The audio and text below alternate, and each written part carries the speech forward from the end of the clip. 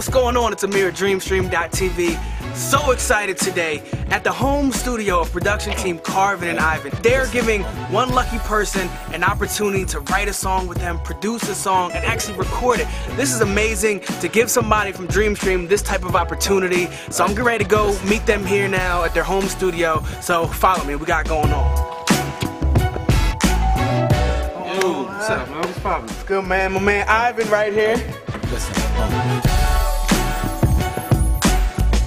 hey, man, I'm glad you guys can take some time out of your busy schedules to let us, come check you guys out, the home studio. man? How you feeling, man? We better than Touch of Jazz. Like, everybody, there's no secret. Jeff is like the father of the modern Philly sound. And if they ever did like a family tree genealogy of like who's who in modern day Philadelphia music, you'll notice that every train has gone through Jeff's station. It was like the school of hard knocks, every man for themselves. Like you get in where you fit in. So if I had to be the record carrier, I was doing that. If I had to be the janitor, I was doing that.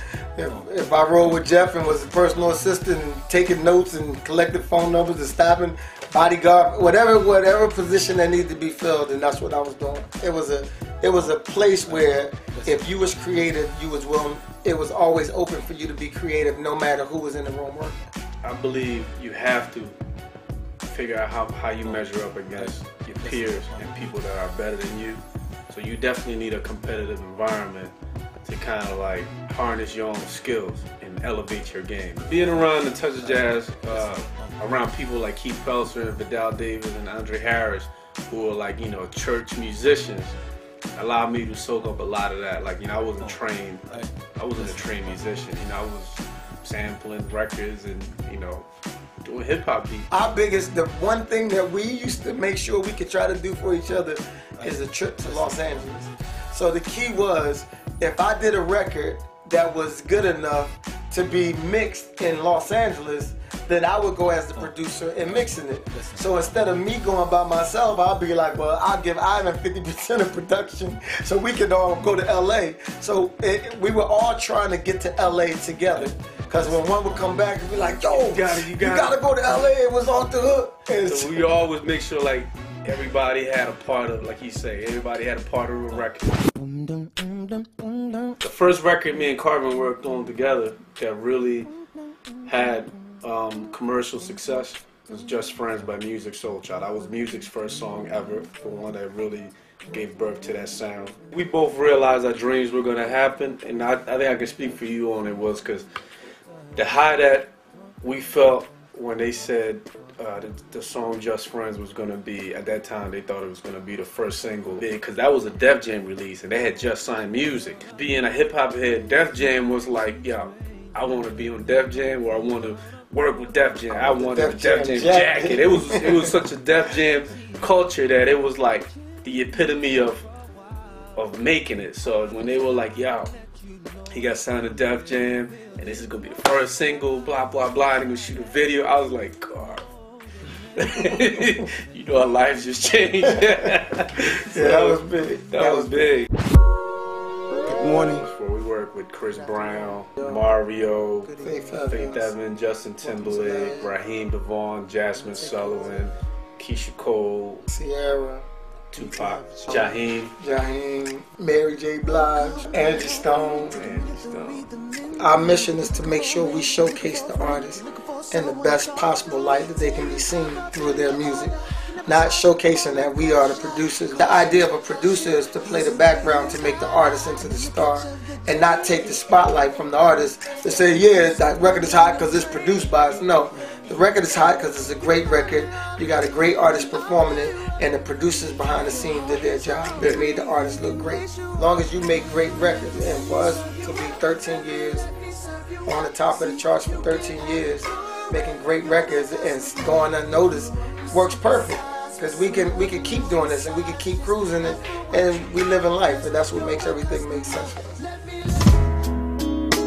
Me and Michael MacArthur was having a conversation about relationships. And Smurf was there. And so as the conversation went on, it was like, you know what? It's real simple. The problem is you got to shut down and be rebooted and reprogrammed in order to be, for every girl you get, she has to know how to reboot you and reprogram you to how she operates.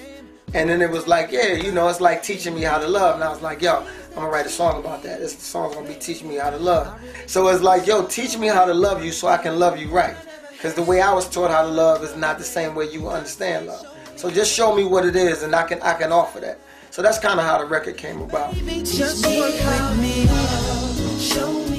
It's very important for us to give back because we were given. You know, like we mentioned earlier, we learned at Jazzy Jeff's studio. And we learned for many years while he was footing the bill, and no placements were coming out of there. So we understand the importance of having a situation where you can learn and get groomed and harness your creativity to help prepare you for the next step. And that's how we kind of envisioned our collaboration with Dreamstream TV. Like when we did at Home Cooking, we had producers and songwriters and artists that we brought in and we groomed, and we helped fine-tune whatever it is that we're trying to do just to help them improve their odds of landing a placement on a particular project. The Word of God says that the gift is in the giving. So in order to receive, you have to give. It's almost like a recycle bin. You can't receive nothing if your hand is closed. So if you get it and you hold on, then what could you receive? So the gift is in the giving. The more you give, the more you get back, and then it keeps reciprocating itself to the point that everybody can have and enjoy something that's great. Our mission is to make sure that we can give back the greatness that was given us. Hey, how y'all doing? I'm Carvin. This is Ivan, and we want y'all to log on to Dreamstream.tv and upload your videos, your lyrics, your production, whatever you got. Whatever you're doing, you're dancing, you're singing, you're rapping. Just show us your talents, because we're here to give back, and we want to see who we can help. And what we're going to do is throughout the weeks, we're going to be checking the videos and checking in on you to see who's the hottest. And whoever's the hottest, we're going to get y'all in the studio with us. 3 weeks. 3 weeks? From this point on, 3 weeks. 3 weeks. That's the time y'all got. 3 weeks? 3 weeks. Okay, 3 weeks. Got to keep the chords right on one. Can't be rushing like it's a race, you know what I'm saying? Take your time.